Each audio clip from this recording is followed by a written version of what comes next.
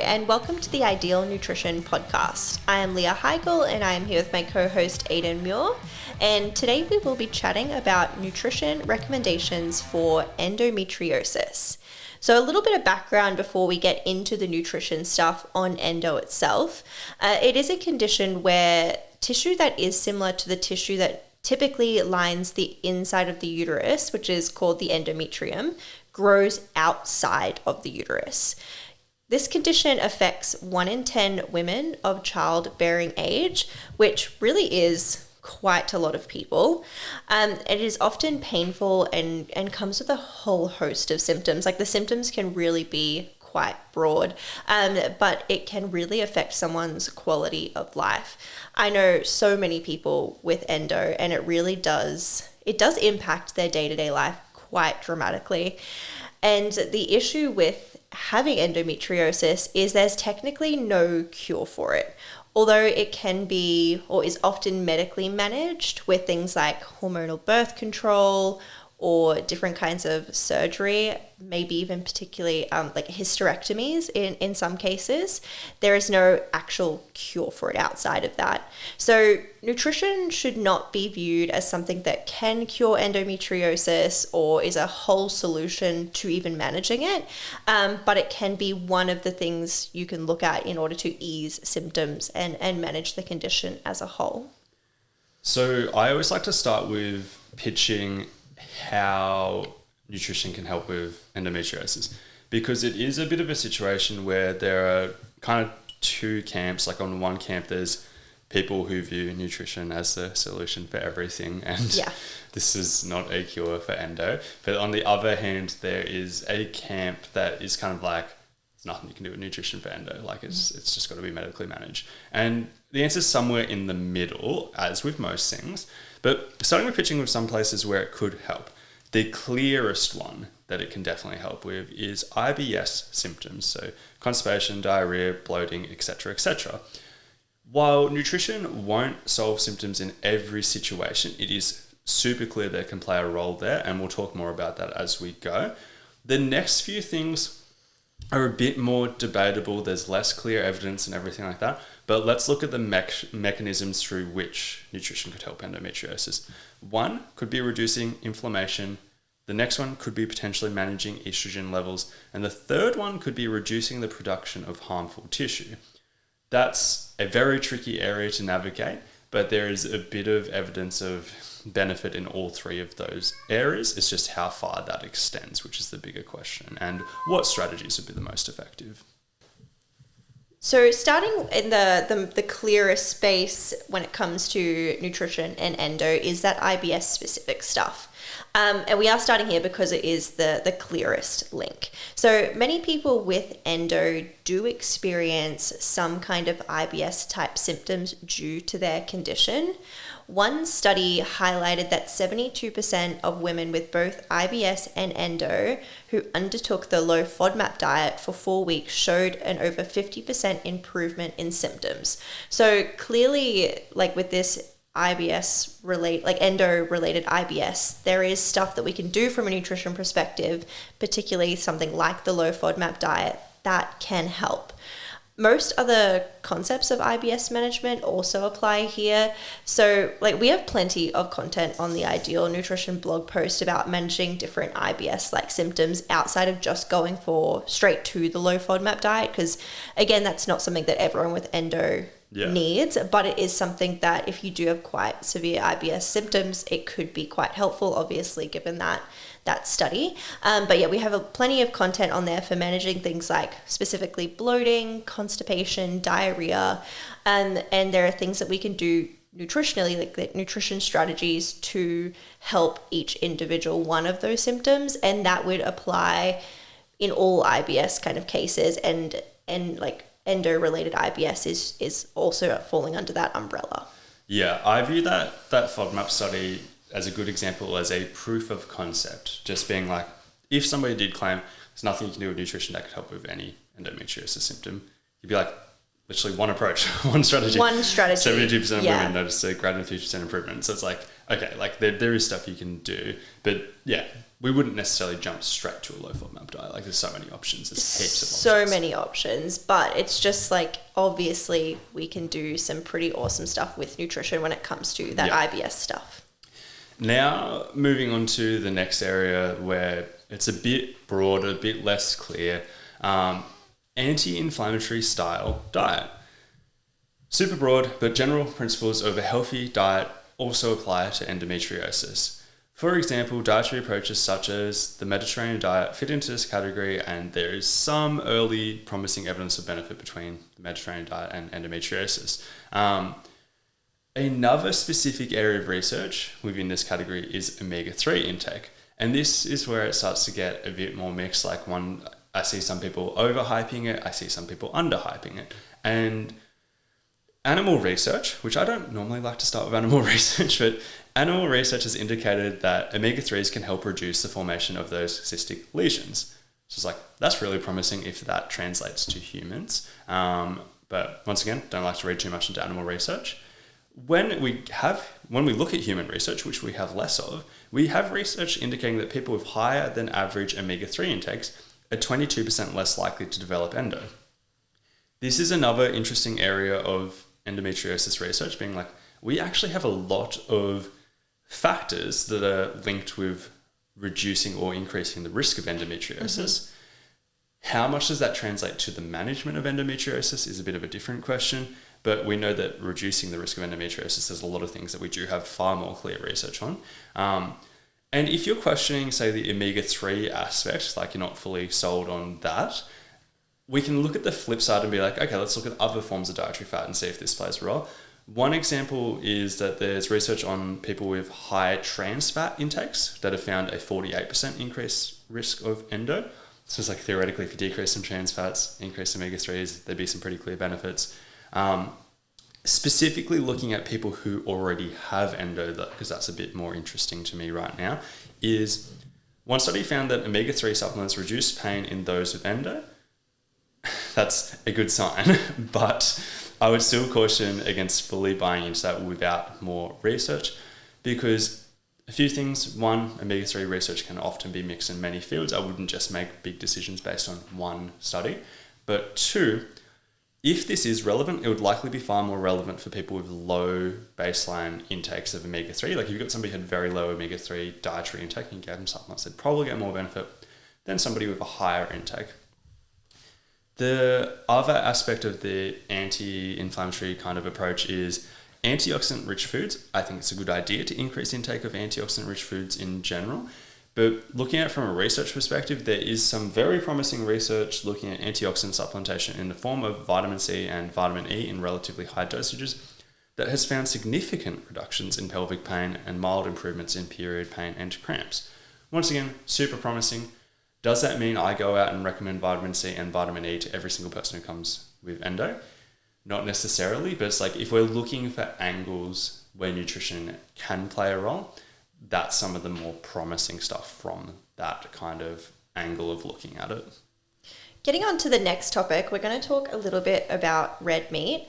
And I hate being like the plant-based person, the vegan, banging on about red meat, but I just happened to kind of fall on this topic. But research on red meat is, it's always difficult to interpret, but looking at the research, like higher red meat intake is somewhat linked with the development of endometriosis. And there are some proposed mechanisms around this involving heme iron, but the reason it can be difficult to interpret is because like how much of this link is due to the combination of things like saturated fat, low fiber, higher calorie intake, lower intake of antioxidants. It's really hard to say and like have this clear link between red meat intake and the development of endometriosis when there's so many other factors that can be playing a role that need to be considered. Regardless, at a minimum, we would be cautious of having a really high red meat intake. I tend to just generally, for everyone, try to follow like the World Health Organization recommendations that it does recommend that your intake of red meat should be less than 500 grams of raw red meat weekly. So I tend to just throw that out to most clients, but particularly ones with endometriosis or ones that are worried about developing certain conditions. And I think that's just like a good place to draw a line in the sand, basically. But realistically, I think what matters more is the dietary context of where that red meat is. Like if you have a high or even moderate red meat intake and the rest of your diet looks really low in plant foods, low in omega-3s, low in fiber, I think that's going to be obviously a lot more detrimental than someone who has red meat intake that is moderate but is eating a ton of plant foods, high fiber, high antioxidant intake and everything. So I think that dietary context matters a lot more than looking at red meat specifically as the problem. Yeah, and in previous podcasts, or at least in one podcast, I've given my spiel about this whole healthy user bias thing with red meat research and how it's hard to interpret, how the wider context matters, all those things as well. But this is still something that I care about a little bit with endo, being like, I don't know how much this matters, but it's enough to factor into my decisions. Using an example, I got a client recently who was in the bodybuilding world who was having red meat every single day. Mm-hmm. And my recommendation to her was to limit it to less than 500 grams and still just reach her protein targets using other options, because like there'll be no downside of her doing that. One of the pieces of pushback I got from her was that she has a history of iron deficiency, but that's when I'm like, I do understand that, but can we address that in other ways? Other places to get your iron that maybe don't have those kind of negative drawbacks. Yeah, just because it's like, I don't want to say it's like playing with fire, but it's kind of like, if this is one thing that I'm like, I don't know how much this matters or everything like that, I'm still not super comfortable doing 7 days a week, high red meat intake. Just from the iron perspective, so to speak. Totally. So the next one is looking at gluten, and this is another nuanced area that I definitely don't like talking about in shorter form content, but on our podcast where I can talk a bit more in detail, I think this is the place for it.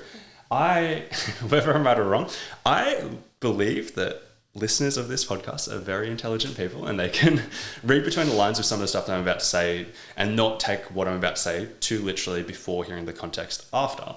So technically the research is surprisingly positive with going gluten-free and having endometriosis. So one study with 207 participants showed that 75% of people with endometriosis had a decrease in pain after going gluten-free for 12 months. That is absurdly positive. I always think it's worthwhile being skeptical. If I just saw that study in isolation, I'd be like, it's interesting. Yeah, but it's only one study. But it's one study. This study was repeated under similar circumstances with similarly impressive results. In the repeated study, they did it over a 3-month period, and people had an average drop in pain of around 50%. Once again, that is very, very promising. Like, you've heard me like reaching around with like maybe omega-3s for a small reduction in pain, maybe some vitamin C, vitamin E, like all those kind of things. None of them were like this impressive. But here's where the intelligent listener aspect comes into play. Don't take that as a recommendation of me being like, go gluten-free. Listen to the next section. So I am personally not at a point where I'm recommending gluten-free diet to those with endometriosis. I think it would take a fair bit more than even though those two promising studies. I think it would take a fair bit more to convince me of that. And then the next bit where it gets more interesting is like, is it the gluten or is it other components? Using one example, fructans are also in wheat, and fructans are a FODMAP. We know very clearly that that can contribute to IBS symptoms in certain individuals. Reducing gluten or eliminating gluten also reduces intake of fructans. That would lead to significant improvements in IBS symptoms. Would that translate to pain or anything like that? Not necessarily, but I'm using that example to highlight that in the IBS space, up until, I don't know, around the 2010s or a little bit after, there was a big concept of non-celiac gluten sensitivity. These days, the consensus mostly is that that's not really about gluten, it's actually about fructans in that example. The point I'm getting at is, when these people went gluten-free, what did they cut out? They cut out wheat and maybe a few other gluten-containing foods. Could there be other components in wheat that are causing this? Could there be other dietary changes that occur when you go gluten-free? Using an example, if you go gluten-free, do you now have to eat less packaged foods on average? Do you now not have the luxury of eating out at restaurants and choosing as many things off the menu? There's hundreds of different components that can go on into this. That's one angle. As I said, I wouldn't necessarily go gluten-free based on this, but at the other perspective, I also like to think about, what if somebody's like, hey, I want to try everything. I want to try everything. Looking at the other perspective, it is possible to have an incredibly healthy diet without gluten as well. So even though this is not a recommendation or anything like that, or me thinking that gluten is actually the link here, it's another thing to consider. Yeah, and it's not necessarily something that's going to impact your health negatively by doing it. Yeah. The next topic to a similar vein is looking at dairy. Of course, the vegan gets both of the animal product topics. You're the one that chose which sections. I know, it just kind of happened that way. And I was like, should I change these? Because I don't want to seem like I'm coming up against like the animal products. I thought it was intentional. Not at all. But looking at this, so like dairy is not inflammatory, and like neither is gluten in the absence of celiac disease, of course.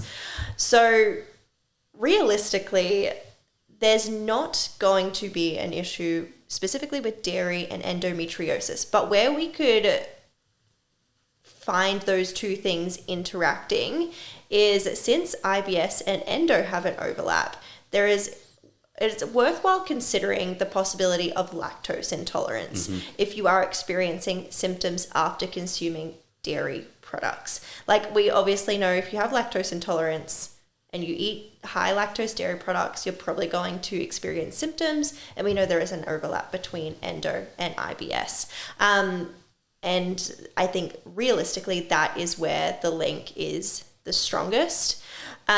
Although there is some research that has actually linked dairy consumption with a lower risk of developing endometriosis, which I also think is relevant to mention, in that we know it's not going to be one of those things where dairy is causing or significantly increasing the risk of endometriosis or making the condition worse outside of the IBS related stuff. Yeah. And another thing, like I wish I got some stats up on this, but like a large percentage of the population is lactose intolerant. And the reason why there's such a broad range of stats, like I've seen things ranging from like within certain populations, like anywhere as low as like 15 up to like 90% of like certain populations having lactose intolerance. And the reason why there's often such broad ranges because it depends on your definition, like how much lactose do you have to consume to get symptoms or whatever. But this could be a more complex topic, but like say you have multiple things that are potentially triggers for IBS symptoms, and say you're one of those people that would fit the criteria for lactose intolerance, but you've never really made the link yourself because it's never been serious enough or anything like that. Say you have another trigger or another 2 or 3 or 4 triggers of your IBS symptoms and consuming lactose contributes to that. You might cross a threshold where you get symptoms and potentially going lactose free could be a thing. Super easy thing to test though. It's super easy. Just have a lot of lactose in a single sitting. If you get symptoms, probably lactose intolerance. Easy way to check this and rule out any other form of dairy being the cause would just be to have lactose-free milk the next day and see what happens. Yeah, and I think with this, it's good to point out that it's just you having to go, if you get these symptoms from lactose, you just have to go low lactose or no lactose, but you can still consume dairy products that are either naturally low in lactose or lactose-free. Yeah. Another topic which is once again complex but it's worth touching on is estrogen. So elevated levels of estrogen are often seen with endometriosis for a variety of reasons, and this can affect symptoms such as fatigue, heavy periods, and aggravated PMS. It also potentially contributes to growth of tissue outside the uterus. Once again, it's a very complex topic because it's like the endo can cause the increase in estrogen as well. And I am very much not being like, follow this diet, cures estrogen, like, et cetera, But yeah, a bit of a less clear role for how diet can play a role. But there are some examples. For example, a higher fiber diet reduces excess estrogen resorption in the large intestines, theoretically lowering estrogen levels, which theoretically could carry over to a reduction in all of those other symptoms. We do not have clear research and strategies looking at this specifically in endo, but it is another option. And we also do see medical options around this approach as well. So it could be an area that diet can also play a role too. So to summarize the key points from this discussion, it is likely best with endometriosis to follow an overall anti-inflammatory style diet that is just generally quote unquote healthy, but rich in plant foods, fiber, antioxidants, and omega-3. It's probably beneficial to limit or at least moderate red meat intake, and obviously manage IBS symptoms appropriately based on the symptoms that you have, which may include going through a FODMAP elimination diet process, but it might also just be general IBS recommendations regarding specific symptoms. This has been episode 104 of the Ideal Nutrition Podcast. I was looking at Spotify yesterday and I saw that we've got 4.9 stars on average. So shout out to the people who've given us some negative, but it makes it look a lot more legit. If you could leave a positive review, I would greatly appreciate that.